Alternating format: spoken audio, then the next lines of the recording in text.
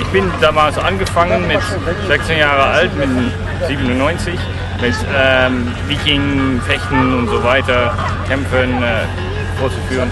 Ja, das ist mein erstes Mal, dass ich das noch besuche und natürlich auch damit das erste Mal, dass ich ein Turnierreich in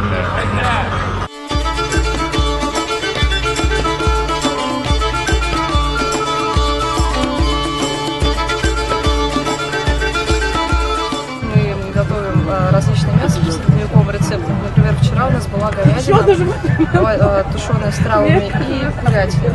И вообще средневековая кухня, она очень сильно специфичная.